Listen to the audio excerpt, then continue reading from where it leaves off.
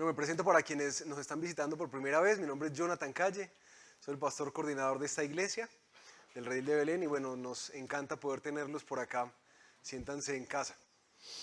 Estamos caminando por estos días en una serie de Mateo. Aquí hay unas Biblias, si no has tenido la oportunidad de traer la tuya o si no la tienes instalada en el celular, la puedes tomar para que vayas conmigo en las lecturas.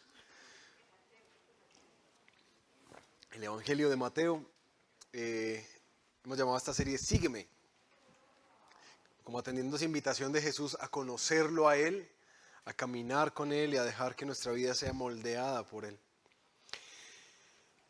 Si has prendido las noticias por estos días, hay algo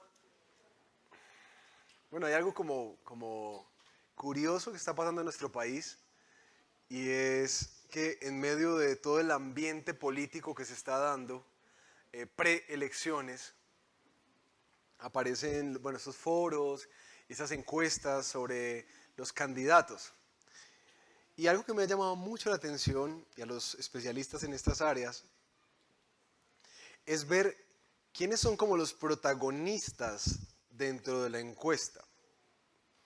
Sabemos quién está punteando la encuesta, pero ha llamado mucho la atención ver el voto en blanco como la segunda opción más apetecida por los colombianos, y en el cuarto lugar, las personas que no saben por quién votar.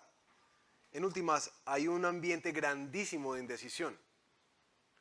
Parece que los colombianos estamos en una incertidumbre de por quién votar, como que no tenemos a ciencia cierta claridad de por quién dar ese paso casi que de fe. Y ciertamente cuando uno escucha los debates, créanme que dejan mucho que desear, ¿cierto? Parece que, como decía un pastor ayer, parece que nuestros políticos arman campañas desbaratando y desprestigiando a los otros, ¿no? Esos debates son hasta vergonzosos. Cómo se tira, ¿cierto? Esa es la propuesta, tirarle al otro, básicamente, para un lado y para el otro. Pero bueno, en medio de esta incertidumbre, yo espero que tú, como creyente, que sabes que tienes un llamado del Señor para trabajar por el bienestar de este lugar donde el Señor te ha puesto, este país, yo espero que tú conscientemente estés dándote a la tarea de investigar por quién vas a votar, ¿sí? Eso es, no solamente es un derecho, creo que es un deber cristiano el alzar la voz y tomar decisiones conscientes desde nuestra fe sobre el futuro de nuestro país, bajo la estructura democrática que tenemos. Pero algo que uno hace a la hora de darse a esta tarea es empezar a conocer cada candidato. Los debates no ayudan mucho, pero uno va y empieza a googlear la hoja de vida, ¿cierto? Entender quién es la persona, un poco del trasfondo, la experiencia, la educación que ha hecho, los resultados que se han visto en el camino. Porque parece que para tomar esta decisión uno necesita una certeza, ¿cierto? Un grado de certeza ¿sí me entiendes? Dentro de lo que hay, esto es como lo mejorcito. Porque eso es como el ambiente que hay en este momento en nuestro país. Dentro de lo que hay, esto es como lo mejorcito. La certeza es una cosa importante. ¿Y por qué comencé hablando de certezas e incertidumbres? Porque en nuestro texto del día de hoy vamos a meternos en un momento de la historia de la iglesia, en el momento en que se escribe el Evangelio de Mateo, en el cual la iglesia, el pueblo del Señor, estaba viviendo una época de mucha incertidumbre.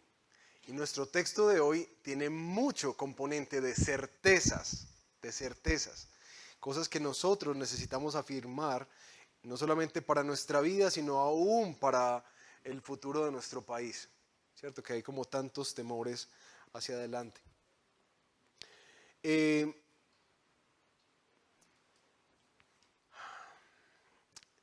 Hay un autor cristiano que muchos de ustedes quizás han reconocido por las películas de Narnia, que se llama C.S. Lewis, un gran pensador, que hizo esta afirmación bastante popular. El cristianismo, si es falso, carece de importancia. Si es verdadero, es de infinita importancia. El cristianismo es la única cosa que no puede ser medianamente importante. ¿Y por qué arranco con eso? No sé cuánto tiempo llevas tú caminando con el Señor. Puede que lleves meses o puede que lleves años o puede que apenas te estás acercando a conocer un poco acerca de Jesús y de la Biblia y del cristianismo. Pero hay algo que atraviesa normalmente el corazón de la persona que se empieza a acercar al Señor. Y es la duda.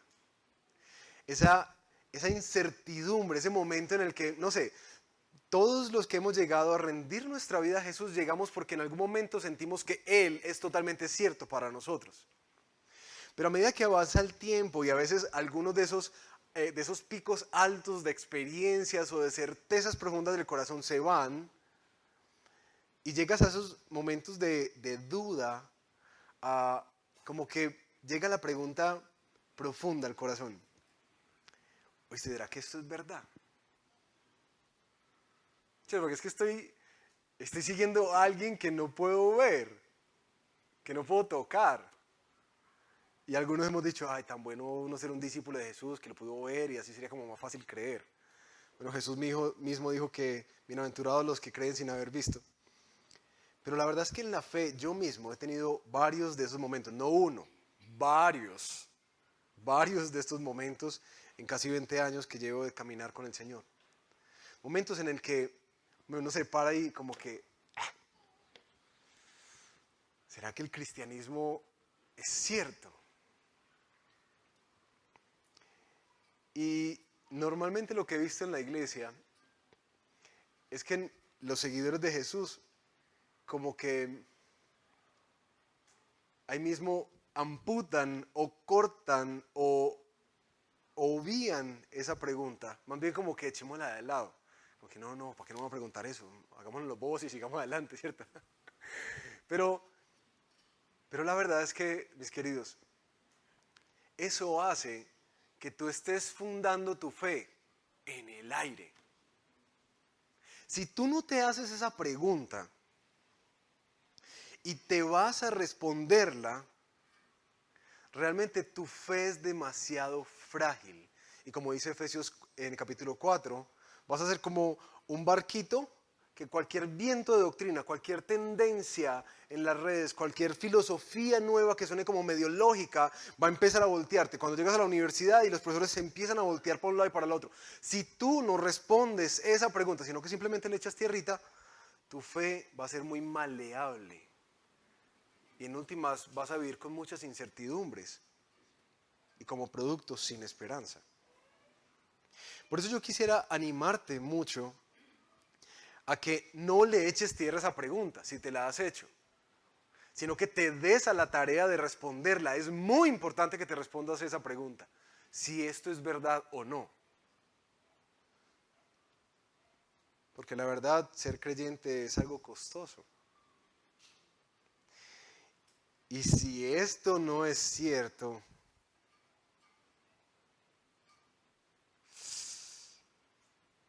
en últimas, quizás nos estamos perdiendo muchas cosas. Pero si es cierto, uno necesita entender que es de vida o muerte.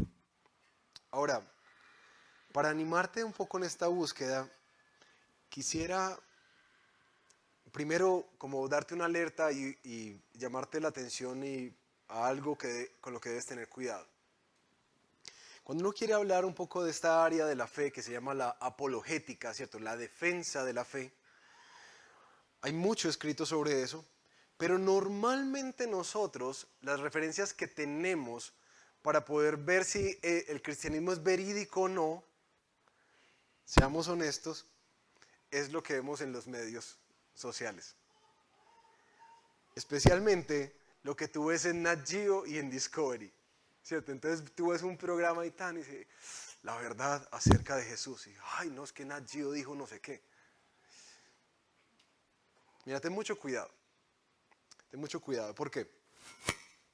Porque así como los medios de comunicación de nuestro país, cada uno tiene un sesgo político y aún religioso en muchas veces, y de acuerdo a esa perspectiva presentan la verdad, lo mismo pasa con estas cadenas. Entonces tienes que tener mucho cuidado con lo que ves, ¿no? Que todas las documentales y series que se ponen en Semana Santa acerca de Jesús y de la Biblia y la historicidad de la Biblia, o esta serie que fue muy, muy famosa de Morgan Freeman, de la historia de Dios, que una vaina peligrosísima esa serie, porque un hombre con una capacidad y una elocuencia espectacular, pero sin fundamentos, es decir, sin fundamentos serios. Pues yo quisiera animarte a tener cuidado. Si tú estás con esta pregunta, esto es verdad, si estás explorando el cristianismo o quieres realmente aceptar este desafío que te estoy haciendo, a que sientes unas bases firmes, ¿cierto? Que no se muevan como con este púlpito, yo te animo a que busques material serio, serio. Quiero sugerirte dos libros que un pastor en Manhattan, este pastor Tim Keller, que nos ha influenciado tanto, un gran pensador de este tiempo, dos libros que él escribió para poder animar en un contexto donde hay de todito, como en Nueva York, a entender por qué el cristianismo es completamente lógico. El primero se llama ¿Es razonable creer en Dios?, de Tim Keller, lo puedes encontrar en cualquier librería cristiana. Y el otro, si es lógico tener fe. Es lógica la fe. Bueno, ahí lo tienen los dos. Una fe lógica. Estos libros te van a dar un argumento. Los libros fueron escritos para escépticos, para entrar en las preguntas más profundas. ¿Viste? Pero, ¿cómo sé si eso es verdad? Pero usted, ¿cómo puede probar que Dios es verdad? Que Dios sí existe. ¿Y quién creó a Dios? ¿Y cómo sabe que la Biblia no fue alterada? ¿Y cómo sabes si en últimas esto no tiene una influencia política? ¿Cómo no sabes si esto se perdió en algunos textos? ¿Cómo podemos hablar acerca de las cosas sobrenaturales? Esos libros van a traer muchas respuestas. La razón por la que te lo recomiendo de toda la literatura que hay al respecto es porque hay un enfoque pastoral. Entonces vas a ver que es muy sencillo leerlo y lógico, pero también al finalizar de los libros, vas a encontrar un paquete de referencias enorme. Es decir, el tipo no se sentó a inspirarse por ahí. Es decir, hay un estudio muy serio, tanto de personas creyentes como no creyentes, de opositores como de personas que están a favor de los argumentos que está presentando, y los pone a conversar. Entonces, si quieres un material bueno para estudiar esto, sencillo, te animo a que te consigas estos dos libros, ¿vale? ¿Qué tal si antes de arrancar nuestro texto en esta larga introducción, vamos a orar y entramos en nuestro Evangelio de Mateo?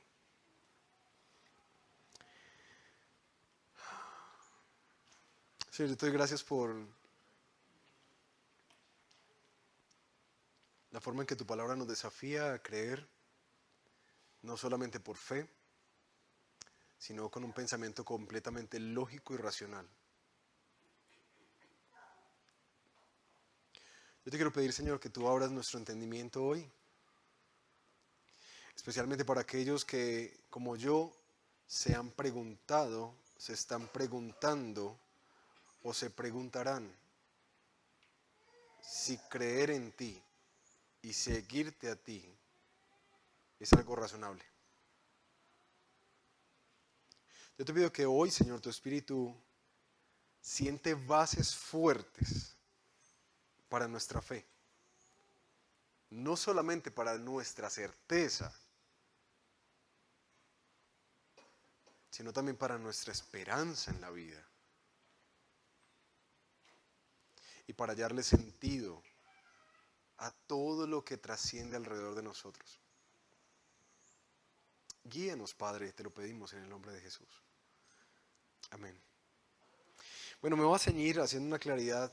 No es una predicación apologética, ¿cierto? No voy a debatir las grandes verdades de la fe, sino que voy a tomar algo que el autor Mateo está haciendo con sus lectores originales y traer algo de esto para tener algunas certezas en nuestro tiempo hoy en día, ¿sí?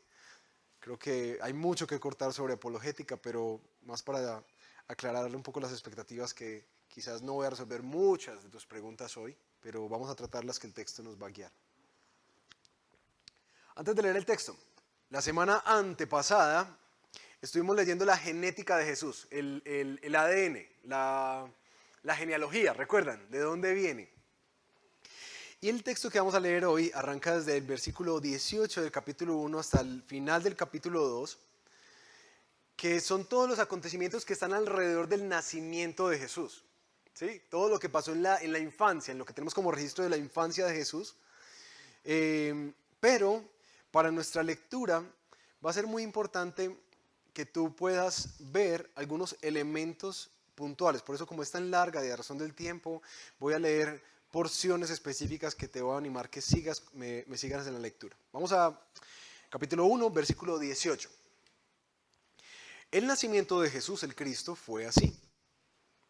Su madre María estaba comprometida para casarse con José, pero antes de unirse a él, resultó que estaba encinta por obra del Espíritu Santo.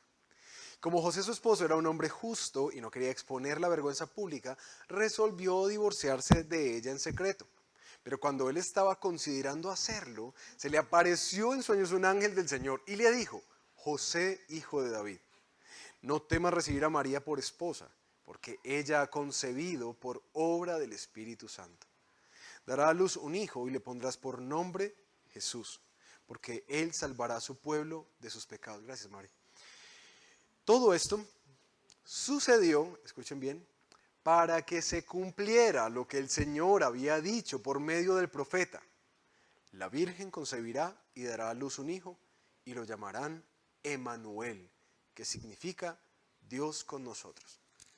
Aquí en el nacimiento, Mateo a sus lectores les está diciendo: se cumplió una profecía, el nacimiento virginal. Vamos para el capítulo 2, que es la narración de los sabios de Oriente, ¿cierto? Y el rey Herodes, cómo llegan a decirle, bueno, versículo 2, ¿dónde está el que ha nacido rey de los judíos? Preguntaron. Vimos levantarse su estrella y hemos venido a adorarlo. Cuando lo oyó el rey Herodes, se turbó y toda Jerusalén, así que convocó entre el pueblo a los jefes de los sacerdotes y maestros de la ley y les preguntó dónde había de nacer el Cristo. Le respondieron: en Belén de Judea, porque esto es lo que ha escrito el profeta. Pero tú, Belén, en la tierra de Judá, de ninguna manera eres la menor entre los principales de Judá, porque de ti saldrá un príncipe que será el pastor de mi pueblo Israel. Ahí está nuestra segunda profecía. Se dijo que iba a nacer en Belén y ahí nació. Pero luego resulta que Herodes, al verse engañado por los sabios, decide emprender una campaña para matar esa amenaza a todos los menores de 2 años. Por lo que, advertido en sueños, José, versículo 14, se levanta, toma al niño y a su madre y parte hacia Egipto, donde permanece hasta la muerte de Herodes. Y de este modo se cumplió lo que el Señor había dicho por medio del profeta: de Egipto llamé a mi hijo. ¿Vamos en cuál? La tercera profecía. Muy bien. Pero resulta que esa matanza, la venida del Mesías, produjo que hubiera una gran matanza de niños en Belén en ese momento. Y es donde nos dice nuevamente Mateo, versículo 17, que entonces se cumplió lo dicho por el profeta Jeremías. Se oye un grito en Ramá, llanto y gran lamentación. Es Raquel que llora por sus hijos y no quiere ser consolada. Sus hijos ya no existen. Cuarta profecía. Y por último, después de que muere Herodes, un ángel les advierte a José que ya pueden regresar. El versículo 21, así que se levanta José, toma al niño y a su madre y regresa a la tierra de Israel, pero al oír que Arquelao reinaba en Judá, en lugar de su padre Herodes, tuvo miedo de ir allá. Por ese miedo, advertido por Dios en sueños, se retira al distrito de Galilea y fue a vivir en un pueblo llamado Nazaret. Con esto se cumplió lo dicho por los profetas: lo llamarán Nazareno. ¿Cuántas profecías se cumplen en el? 5 profecías.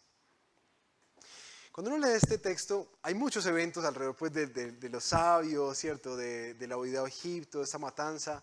Hay muchos elementos, pero lo que cruza nuestro texto, ¿cierto? Ese como lo que es el hilo conductor, que tienes que buscarlo siempre que leas la Biblia, como que cuál es el tema central, es que se cumplió lo que los profetas habían anunciado acerca de Jesús.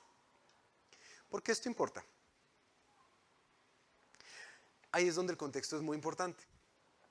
Resulta que para la época, recuerden en la introducción que hacíamos para la serie de Mateo, en la época en que se escribe Mateo, se está viviendo un conflicto entre los judíos y los judíos que ahora creen que Jesús es el Mesías prometido. Ese conflicto llevó no solamente a que ellos fueran vistos mal dentro de su propia raza judía, sino que el conflicto con él se llegó hasta el César, el cual los echó de Roma.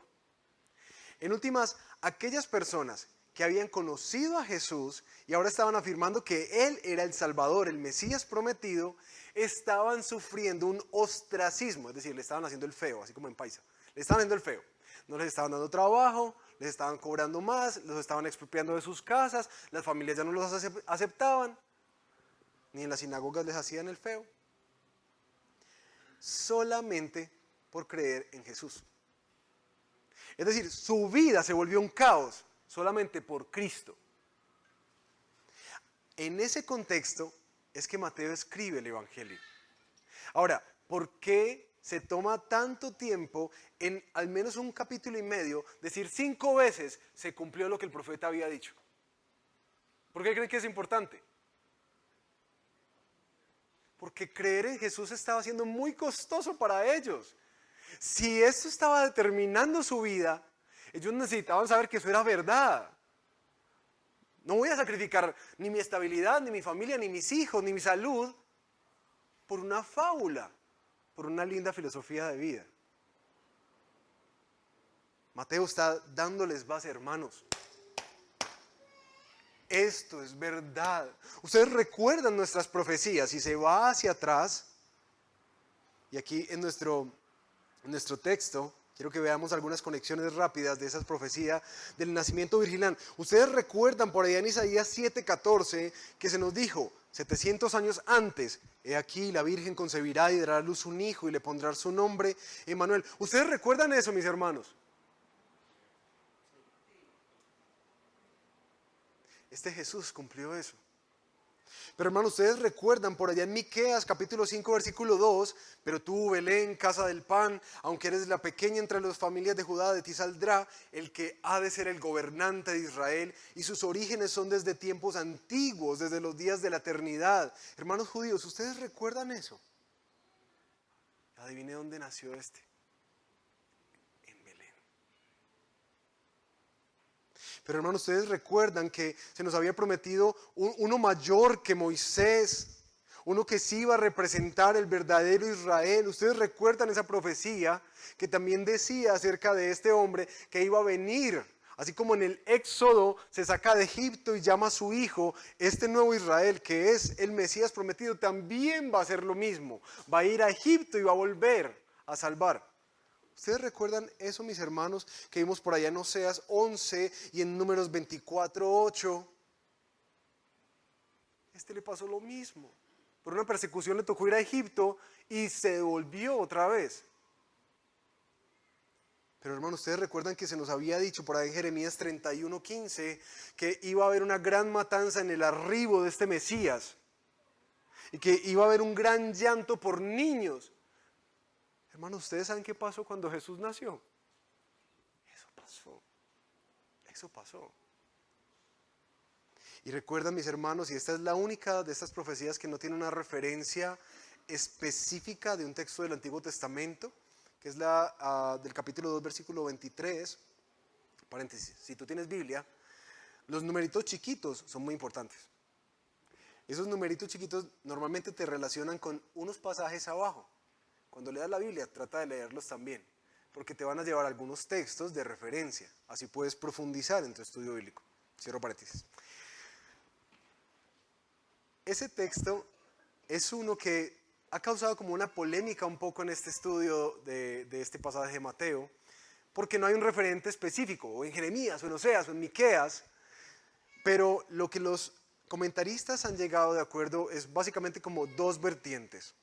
La primera es que el término Nazaret se parece mucho a un término que es netzer, que significa vástago, que se le llamará como el vástago. Algunos dicen que la relación con Nazaret-Netzer es lo que se había profetizado varias veces en Jeremías e Isaías sobre el vástago de David. Pero otra corriente de esto con respecto a esta profecía en específico, dice no, se le llamará Nazareno, pero no hay una referencia específica, sino que se conoce como Nazaret, un lugar despreciable, de donde no sale nada bueno. Entonces lo que Mateo está tratando de hacer es recordar ese origen despreciable, como que se verá despreciable, que dice Isaías 53. Pero sea cual sea la posición que tomemos al leer este texto, para los lectores de Mateo, seguramente era completamente lógico lo que él les estaba escribiendo acerca de una profecía de que se los llamará Nazareno. Y no es una. Miren que dice los profetas, la única parte en que aparece plural en el estudio. Los profetas afirmaron como varios que se iba a ser llamado Nazareno. Ahora, esto, siendo honestos, es algo muy importante en el marco judío. ¿Qué es lo que les está diciendo, mis hermanos? Ustedes están sufriendo, pero créanme, esto es verdad. Esto es verdad. Porque estaba siendo costoso para ellos creer en Jesús. Sin embargo, yo quería aprovechar este marco de traer como fundamentos firmes a la fe, no solamente quedarnos nosotros hoy en ver que las profecías del Antiguo Testamento se cumplieron en Jesús, sino también a ver algunas evidencias que en la historia, tanto teólogos creyentes como ateos y agnósticos e historiadores han tenido acerca de Jesús, ¿vale? Y para esto voy a basarme en un estudio de un pastor anglicano en Inglaterra, Nicky Gamble, que es conocido por estos programas de Alfa. No sé si algunos conocen esas series de Alfa, que tienen que ver justamente con eso, como en defensa de la fe en una época bien agnóstica. Nicky Gamble resume como 5 evidencias de Jesús que ratifican para nosotros en la modernidad que este Salvador que nosotros seguimos y amamos y escuchamos es completamente un personaje histórico, verídico, comprobable y que es lo más lógico seguirlo a él. La primera evidencia que él cita es el impacto que ha tenido la enseñanza de Jesús en la historia. No hay quien se oponga a la afirmación de que las enseñanzas de Jesús han sido las enseñanzas más importantes en toda la historia de la humanidad.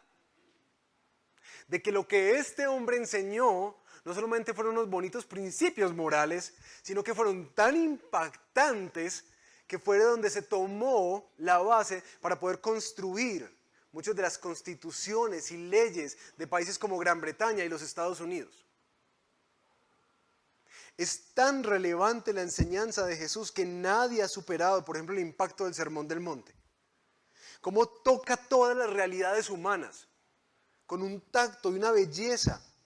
Ni siquiera Buda, ni Mahoma, ni Confucio, que son los grandes pensadores, Aristóteles, Platón, no se comparan con el peso del argumento y la enseñanza de Jesús.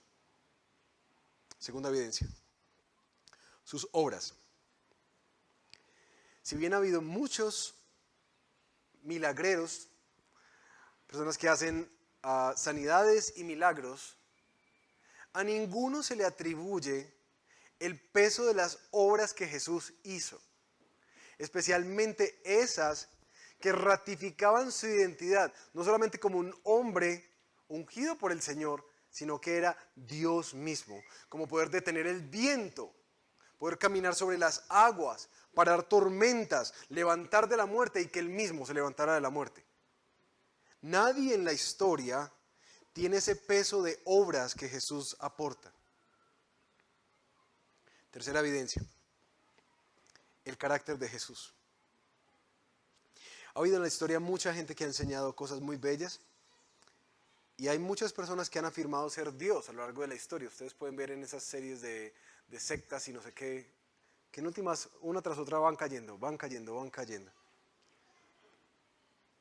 Pero Jesús trasciende no solo su enseñanza y su poder, sino también su carácter. Y hay una descripción que hace este pastor en uno de estos libros, pastor Tim Keller, acerca de Jesús. Jesús combina gran majestuosidad con la mayor humildad. Une el más firme compromiso por la justicia con asombrosa misericordia y gracia. Y revela una trascendente autosuficiencia, pero con una confianza absoluta y dependencia del Padre Celestial. Estamos sorprendidos de ver ternura sin debilidad, valentía sin dureza, humildad sin incertidumbre, ciertamente acompañadas por una altísima seguridad. Los lectores pueden describir por ellos mismos sus inquebrantables convicciones, pero total accesibilidad, su insistencia en la verdad, pero siempre bañada en amor, su poder sin insensibilidad, integridad sin rigidez, pasión sin prejuicio, gracia y verdad. En la historia, nadie se compara con el carácter de Jesús. Es único.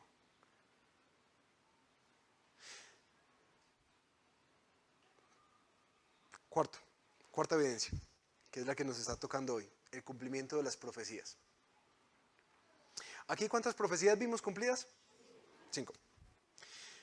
Pero hay, mis hermanos, más de 300 profecías que se anunciaban la vida, la obra y la muerte del Mesías, que se escribieron por más de 500 años, en boca de diferentes autores en diferentes locaciones geográficas. Y todas esas 300 profecías las cumple Jesús. Ahora, para algunos que dicen, no, pero podría haber sido como un impostor que se la leyó, realmente era muy complejo, porque era de dominio público. Y cumplir 300 cosas era difícil, especialmente aquellas que están por fuera de su poder. Como por ejemplo, ¿dónde iban a ser? Si ya era como tarde poder impostar eso. Cosas como su muerte, cómo y dónde iba a morir, su sepultura, en dónde iba a ser sepultado.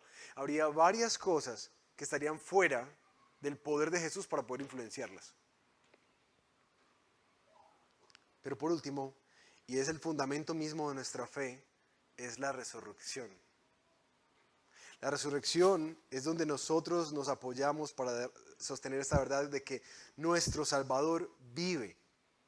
Pero ¿cómo podemos saber que eso es cierto? Porque por ahí dicen que se lo robaron y toda la cosa, ¿no? Esa fue la puja que tenían estos judíos en ese tiempo. Este pastor Nicky Gamble saca como cuatro tesis de muchas cosas que hay que hablar de la resurrección. Hay compendios enteros acerca de la resurrección de Cristo. Pero 4 cosas que quiero dejarte aquí muy importantes. La primera, la resurrección no solamente es atestiguada en los evangelios, sino particularmente el apóstol Pablo hace una afirmación bastante compleja, casi 20 o 30 años después de la muerte de Jesús. Y es que Él resucitó y cientos de personas lo vieron. Cientos de personas lo vieron. Así que eso que era público, era muy fácil de desmentirlo buscando a las personas. Poner a 500 personas de acuerdo para que dijeran lo mismo o que 500 personas tuvieran una ilusión óptica, era una cosa muy compleja. Así que primero, cuando se habla de la resurrección, los registros que hablan de testigos oculares que no pasaron cientos de años, sino 20 años después de que Él murió y resucitó. El apóstol Juan, de hecho, nos muestra cuál fue el cuadro que él vio cuando llegó a la tumba. Y es que las mortajas o los vestidos, el envoltorio, donde lo ponía, perdón que me se perdió el término, estaba ahí. Pareciera que literalmente el cuerpo de Jesús se esfumó y quedó ahí. Sus vestidos. Lo otro que ha sido un gran peso es ver el cambio que tuvieron los seguidores de Jesús. Hace 8 días estuvieron estudiando Mateo 28 y recuerdan cómo estaban los seguidores de Jesús. Atemorizados, encerrados porque tenían miedo de que les pudiera pasar lo mismo que a Jesús. ¿Qué es lo que hace que de un momento a otro esta gente se volca a las calles a predicar a viva voz que Cristo vive?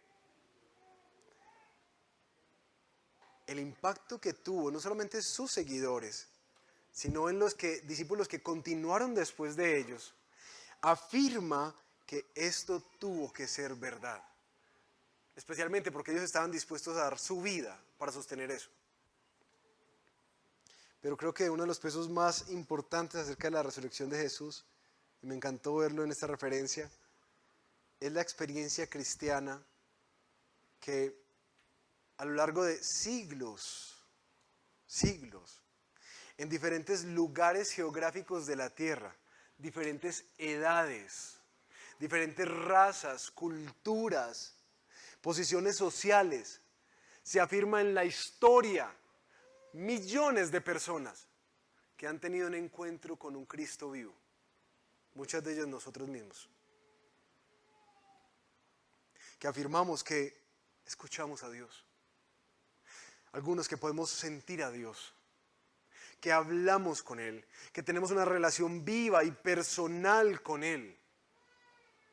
Eso es algo que puede solamente hacerse con un Dios vivo. Entonces, parte del peso de su resurrección, no solamente lo que nos narran hacia atrás, sino lo que podemos vivir nosotros y todo el legado de testigos en esta historia. Y en últimas, el avance de la fe año tras año y el alcance que tiene por generaciones. Ahora, mis hermanos, ¿por qué les digo todo esto? Mi mayor anhelo es que, como dice la primera carta de Pedro en el capítulo 3, versículo 15, tú y yo estemos siempre preparados para responder a todo el que pida razón de la esperanza que hay en nosotros.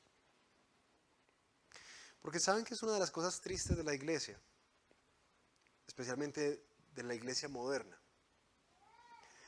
que el cristianismo se ha convertido como en una bonita filosofía de vida. De hecho, yo siento que en la iglesia, entre nosotros, muchos creen que el cristianismo es una de muchas verdades, que es un buen estilo de vida, que es algo que es para la experiencia personal y subjetiva. Es algo que yo no le puedo llevar a otros, y menos imponer a otros. Muchos de nosotros hemos reducido la fe a simplemente una corriente más, que nos ha funcionado a nosotros, en la cual nosotros nos sentimos muy animados y contentos, pero que cuando lo hablamos, muchas veces lo presentamos como eso. Esto es muy bonito lo que tú crees, esto es lo que yo creo, ¿cierto? Ojalá puedas entender que el cristianismo es un estilo de vida. Lo he escuchado muchas veces. Y es triste reducir la fe a eso. La razón es que nosotros como iglesia no nos hemos dado a la tarea de cumplir esto que Primera de Pedro nos pide, de estar preparados para dar razón de nuestra fe. De hecho, pasan muchas realidades constantes en nuestro trabajo, con nuestros compañeros y demás, que cuando nos dicen, ay no, pero usted cómo sabe que Dios sí existe, ay no, por la fe. Y cuando nos empiezan a hacer preguntas, pero y la Biblia, ¿y usted cómo sabe que eso sí es verdad y que no se le perdieron libros? ¿Y qué me dice usted del Evangelio de Santo Tomás? Y, no, por la fe, por la fe. Y después llegamos al punto, para grabar la cosa, y decir, no, es que esta gente está muy endurecida. Tienen el corazón duro porque están preguntando. Y la fe y creer en Jesús es por fe. Es por fe. Es por fe. Pero lo que está afirmando Mateo para sus lectores es que es algo completamente histórico, lógico, argumentado, que tiene peso. Que esto no es una idea bonita que salió por ahí, una nueva influencia, una nueva corriente. Que esto es verídico. Y si es verídico, todo en la vida se afecta por eso. El cristianismo no nos deja decir que hay como varias verdades. ¿Es una verdad absoluta o no la es? Y ahí, mis hermanos, es mi ánimo para nosotros. Maduremos la fe. No tragues entero. Porque sabes que esas certezas son vitales para tu vida. Las vas a necesitar en los momentos más complejos. Cuando la prueba venga, vas a necesitar esas certezas de que tienes un Salvador que vive y que está para ti. Que cuando tú clamas, Él te oye. Y que quizás no te responde en las formas, en los tiempos, en las maneras que quieres, pero que Él está obrando su buena voluntad. Eso requiere fe y esa fe necesita estar asentada sobre algo sólido. No sobre una bonita idea y una bonita experiencia. Pero también, mis hermanos, una de las cosas que más me llama la atención de esto, para nosotros, es que esta certeza de que el cristianismo es completamente histórico, verídico, que tiene peso, no solo algo que determina tu vida y cómo la vives y cómo ves, cómo te comportas, cómo actúas,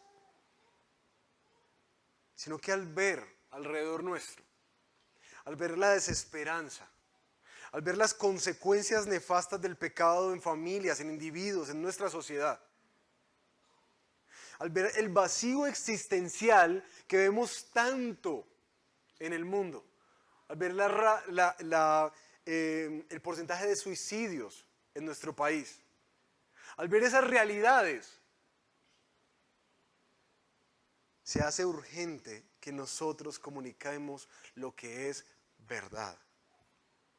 La gente necesita esperanza y tú la tienes. La tienes ahí. No creas que es una filosofía de vida. No creas que es una bonita manera de vivir. La fe que el Señor te llama a abrazar cuando te dice ven y sígueme, afecta todo. Pero quiero terminar con algo más que hace Mateo en este texto. No solamente es ratificar esa identidad de Jesús, sino que nos deja saber quién es este. Y hay algunos nombres en particular que aparecieron en nuestra lectura. Capítulo 1, versículo 21. Se llamará, le pondrás por nombre, Jesús. ¿Por qué? Porque Él salvará a su pueblo de sus pecados. Versículo 23. La Virgen concebirá y dará a luz un hijo y lo llamarán Emmanuel, que significa Dios con nosotros. Versículo 6. ¿Dónde iba a nacer el Cristo? Pero tú, Belén de la tierra de Judá, de ninguna manera eres la menor entre los principales, porque de ti saldrá un príncipe, que será el pastor de mi pueblo Israel.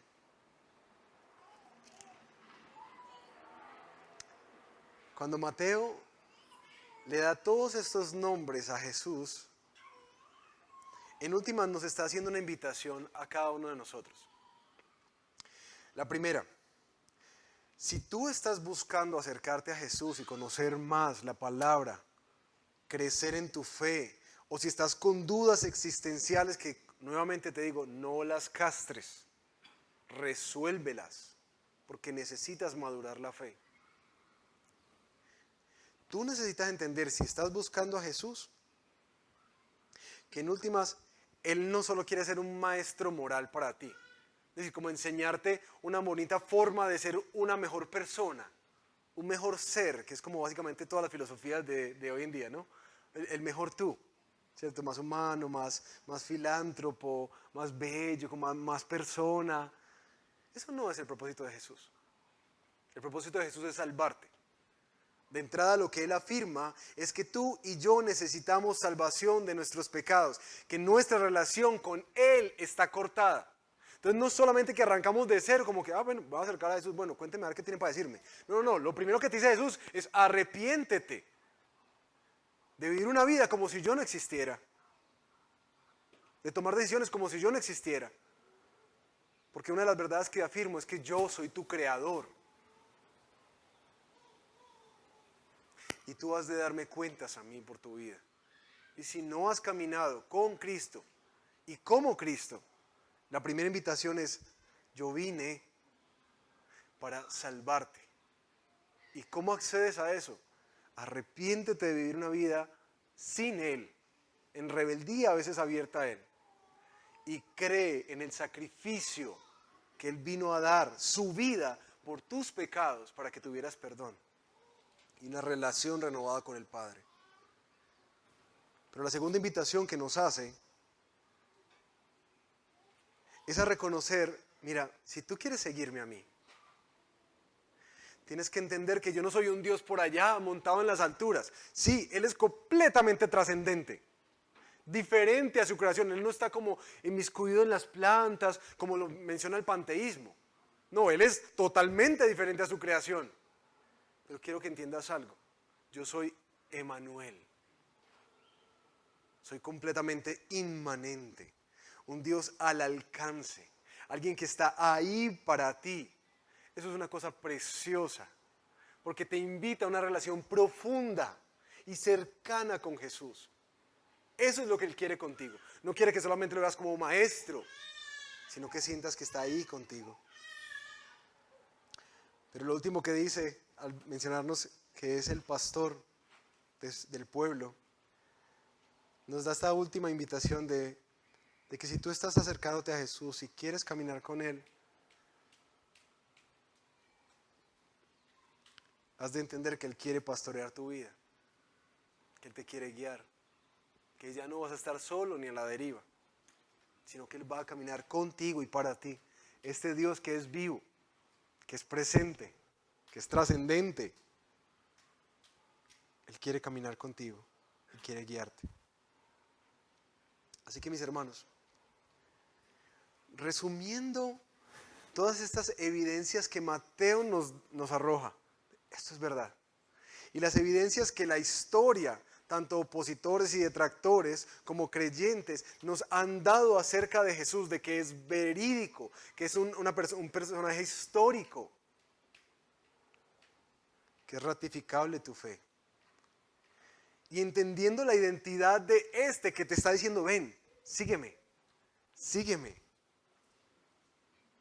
Que viene a salvar de tus pecados y de las consecuencias de él, que está dispuesto a acercarte y estar ahí para ti, pero también que está dispuesto a ir adelante de ti para pastorearte. Mis hermanos, lo más lógico que uno puede llegar después de todo esto, lo más lógico es que uno rinda su vida a Jesús. Si este hombre dijo que es quien dijo ser y nos está ofreciendo todo esto, ¿qué me detendría de rendirme a Él? Y en eso quiero animarte. Si tú estás divagando en pensamientos, que te des a la tarea seria de acercarte a buscar de maneras profundas en las Escrituras y en otros libros que el cristianismo tiene un fundamento de vida y que es verdad. Y es la verdad que lo envuelve todo. ¿Qué tal si tomamos un momento y oramos?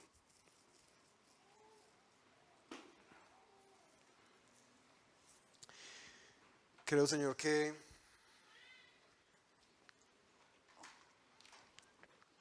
muchos de nosotros necesitamos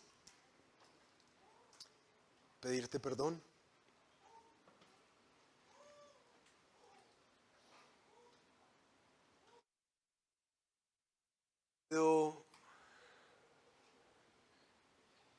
Contaminados y nuestra mente ha sido distorsionada a la hora de entender nuestra fe.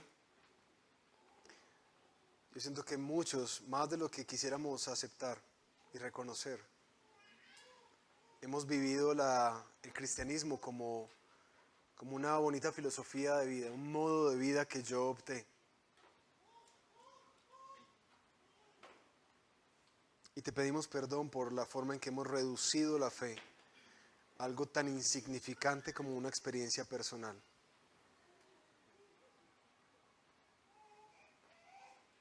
Especialmente te pedimos perdón, Señor, cuando hemos sido personas que proclamamos eso mismo. Hoy te pedimos, Señor, que depures nuestro corazón, que nos limpies y que nos hagas madurar, por favor. Aún para aquellos que están como con sospechas o están criticando a la fe, te pido por ellos, aunque hagan el trabajo serio, de si piensan que es mentira, darse la tarea de tener los argumentos de peso, no solamente ideas o influencers o tendencias. Te pido guíalos a la verdad. Pero pido también por aquellos que hoy tienen una relación profunda contigo, Jesús. Te pido que nos prepares más, porque nos enfrentamos a tiempos donde la lógica tiene más peso, y gracias a Dios por eso, porque hay más gente que nos hace más preguntas, y preguntas difíciles que no podemos responder, es por fe. Madúranos y enséñanos a tener bases firmes y sólidas para dar razón de nuestra esperanza a todo aquel que nos pida eso. Porque en últimas esto no es algo solamente para nosotros. Entender y defender nuestra fe es algo profundamente misericordioso, evangelístico. Porque nuestra familia, nuestros amigos, nuestros compañeros de trabajo, vecinos, están construyendo su vida sobre el aire, escuchando a otros maestros que traen mentiras, y mentiras que destruyen y que van a dejar engañados al final de los tiempos.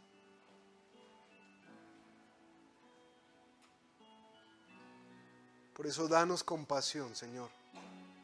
Junto con esta certeza de fe, danos compasión para ser hombres y mujeres, familias, que cada vez más dan razón de la esperanza e invitan a otros a construir sus vidas sobre el fundamento firme que es Cristo para nosotros. Nuestra esperanza, nuestra vida, nuestro gozo, nuestra paz. Eso te lo pedimos en el nombre de Jesús. Amén. Gracias por acompañarnos.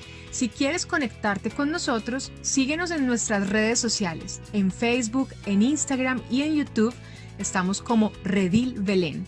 Te esperamos para estar conectados.